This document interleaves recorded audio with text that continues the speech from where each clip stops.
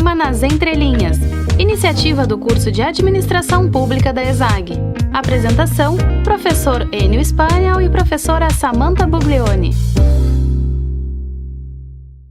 Atenção para as manchetes do programa de hoje. Urna eletrônica completa 18 anos com sucesso, integrada à cultura do eleitor. Em Minas Gerais, um eleitor jogou gasolina e ateou fogo em uma urna eletrônica. Nova tentativa de recuperar votos em urna de Içara é negada pelo TSE. Bom dia, ouvintes. Estamos iniciando o nosso programa Nas Entrelinhas, o programa do DAP, todas as quartas-feiras, no horário das 10 horas e 30 minutos. O programa de hoje, professora Paula Schomer, tudo bem? Tudo bem, Enio. Prazer estar aqui. O nosso programa de hoje irá debater sobre a urna eletrônica brasileira, que neste ano completou 18 anos. Nas eleições deste ano, 141 milhões de brasileiros utilizaram 530 mil urnas eletrônicas de votação. O sistema eletrônico iniciou em 1985 com o cadastro único e automatizado de eleitores. Em 1989, como projeto piloto, ocorreu em Brusque a primeira eleição informatizada. No ano de 1993, o TSE criou a Rede Nacional da Justiça Eleitoral, que preveu a infraestrutura para transmissão de dados, integrando as centrais regionais. Em 1996, foi concebido o Projeto Nacional de Urna Eletrônica, como conhecemos hoje. Neste mesmo ano, 1/3 do eleitorado, ou seja, 32 milhões de brasileiros, participaram da primeira eleição informatizada no país. A totalidade dos eleitores foi alcançada em 2000, 5.527 municípios. Então, Enio, a Lei 9.504, de setembro de 97, estabeleceu normas para as eleições brasileiras e regulamentou o sistema eletrônico de votação e de totalização de votos. A urna eletrônica certamente trouxe agilidade no processo de apuração e que permite que em poucas horas o TSE anuncie o resultado oficial e o eleitor conheça os candidatos eleitos, como a gente viu recentemente nas eleições. Mas mesmo sendo considerada uma solução bem-sucedida, a urna eletrônica também tem sido objeto de debates nas redes sociais e notícias, questionando a sua credibilidade e principalmente a questão da transparência e auditoria de todo o processo. Restam ainda muitas dúvidas se o resultado não poderia ser manipulado. Como fazer para que o nosso sistema eleitoral seja mais transparente, seguro e auditável? É isso que a gente vai debater hoje com os nossos convidados. Quem participa é Ramsés dos Santos Silva. Ele é analista de segurança da informação com 15 anos de experiência em empresas públicas estaduais, federais e no mercado privado nos segmentos de TI, bancário, varejo e imobiliário.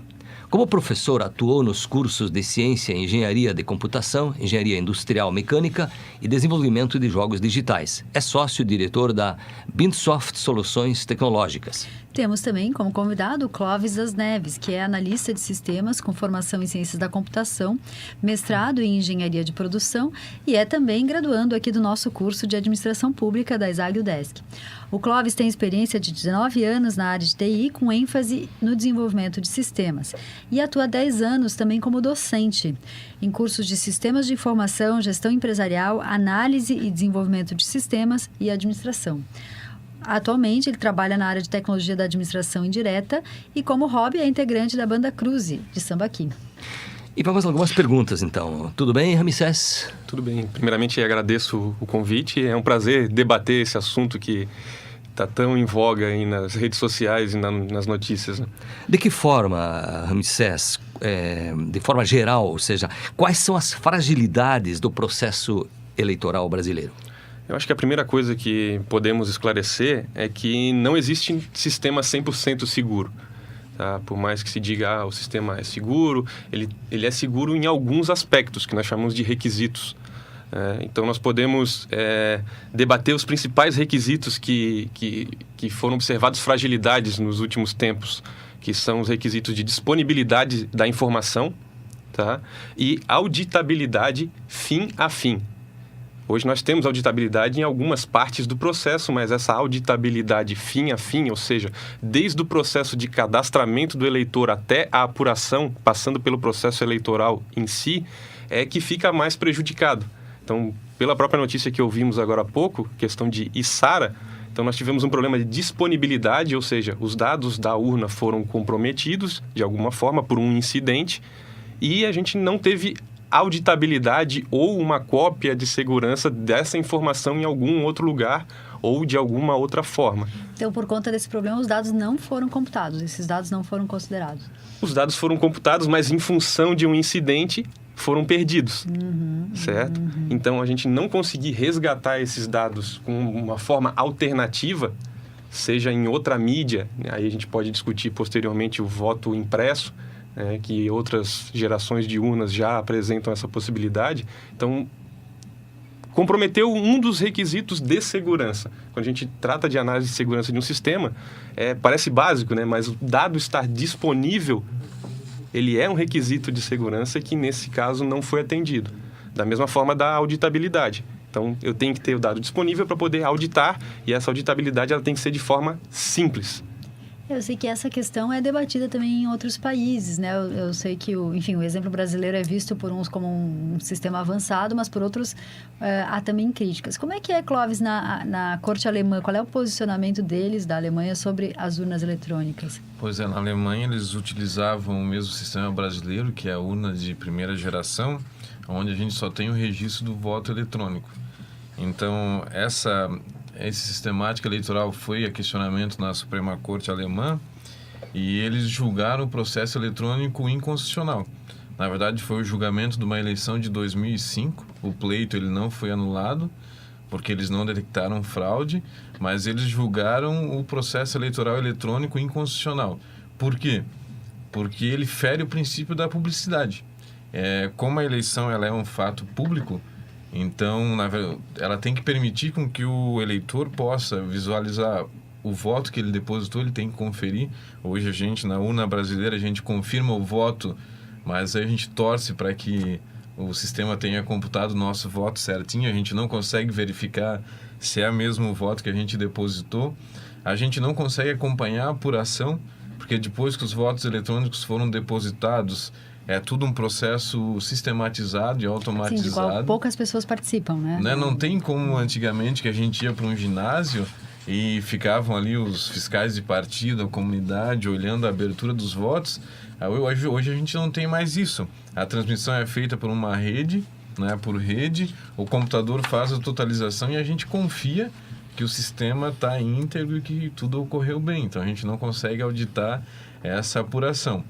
E além de não conseguir auditar a apuração, se a gente quiser averiguar a eleição, né, fazer uma auditoria para ver se tudo correu, né, conforme esperado, o registro é eletrônico. Então a gente não tem mais o resgate físico, a gente não consegue auditar se aquela informação eletrônica que está no servidor, ela é realmente aquele voto que o eleitor depositou na urna. Contraditoriamente, quanto mais a tecnologia avança, mais difícil é a gente fazer o controle. Quer dizer, parece que está limitado a alguns especialistas que vão fazer o controle. E a sociedade, como é que fica? Essa foi por isso que a Suprema Corte Alemã decretou a inconstitucionalidade, porque só um especialista pode apurar o resultado da eleição. Então, isso mostra que o nosso sistema pode e deve melhorar. E como que outros países têm tentado avançar nesse aspecto, Clóvis, de garantir a confiabilidade e também a publicidade? Bom, o sistema mais moderno que a gente tem atualmente, ele é a urna de terceira geração, que é utilizado na Argentina, e a Argentina recusou o sistema brasileiro de primeira geração. E na Argentina é muito interessante porque o voto ele é registrado tanto de forma impressa na cédula de eleição, quanto com uma informação numa etiqueta de RFID. Então, tu tem um cartão de memória dentro da cédula e a informação eletrônica ela vai ali dentro. E esse registro de informação ele é independente do sistema. A informação é gravada na cédula, e essa cédula que o eleitor recebe, ela tem um controle de segurança onde o mesário pode auferir se a cédula que ele entregou para o cara votar é a mesma que ele está devolvendo. Então ele garante, ele audita que a cédula que eu entreguei é a mesma que você está devolvendo. E essa cédula impressa e com o registro eletrônico, ela é colocada numa urna lacrada, e ao final do processo eleitoral, os próprios mesários fazem a contagem. Então, eles vão passar no mesmo equipamento a cédula e eles veem o voto que está impresso em cima da célula e acompanham a contagem do sistema. Então, na hora, eles já estão fiscalizando também a apuração. Então os mesários, por exemplo, de cada urna, eles São vão os fiscais fazer...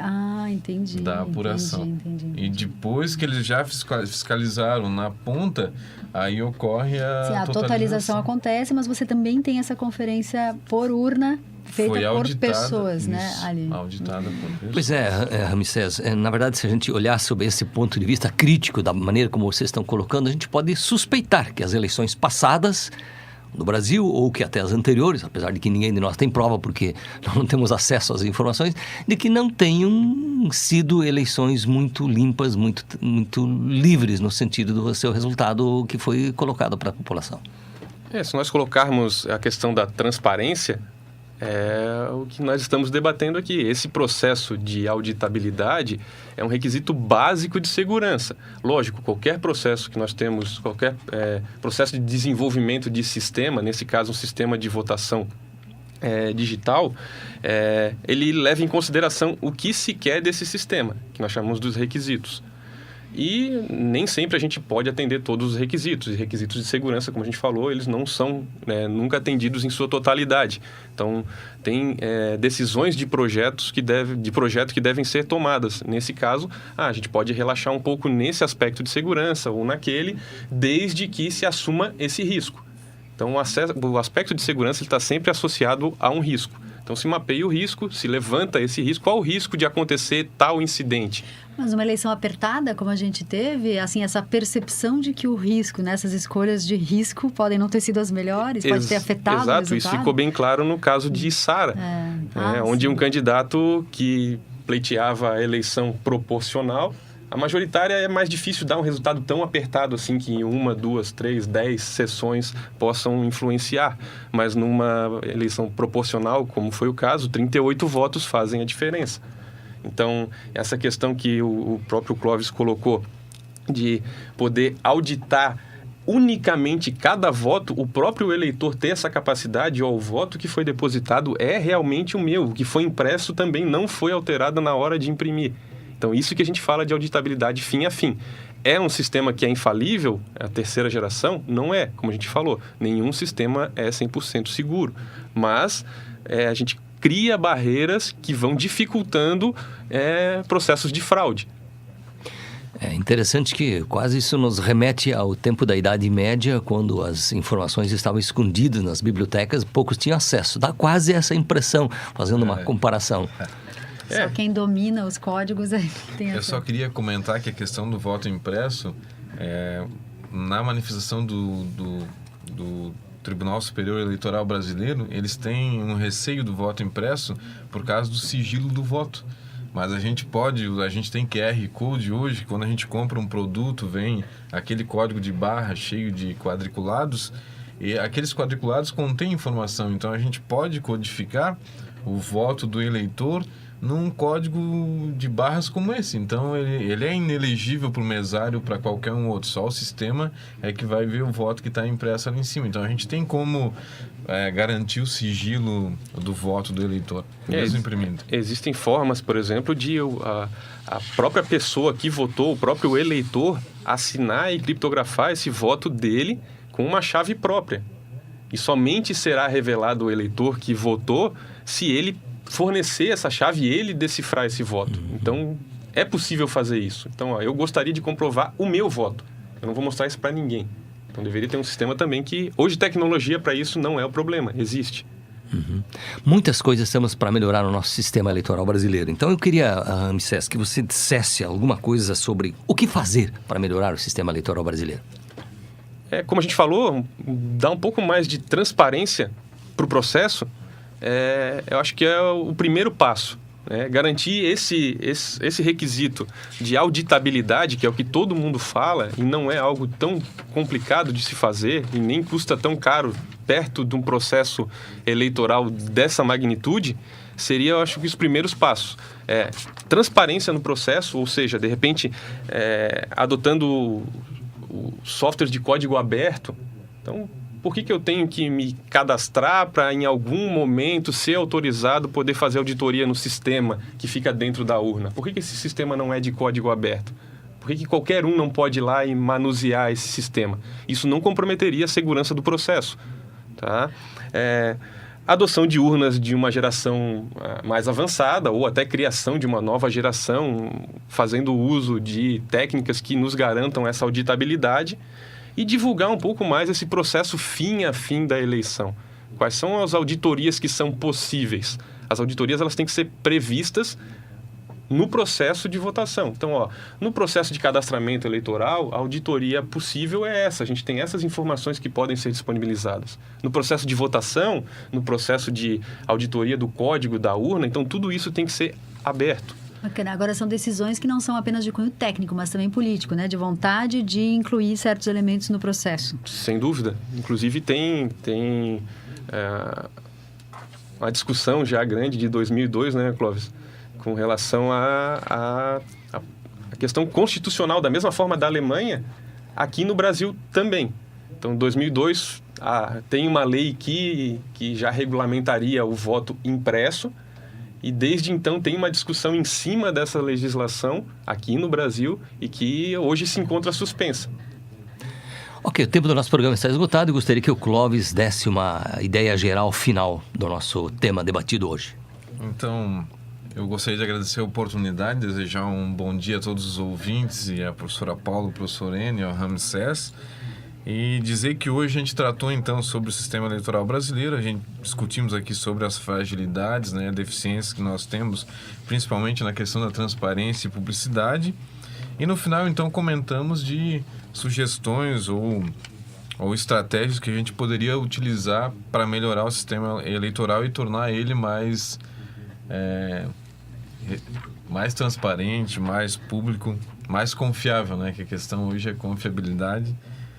E para mais informações sobre isso, no YouTube a gente tem vídeos sobre as fraudes das urnas similares às brasileiras, e também tem um vídeo que demonstra o processo de eleição eletrônica da Argentina, que nós comentamos durante o programa.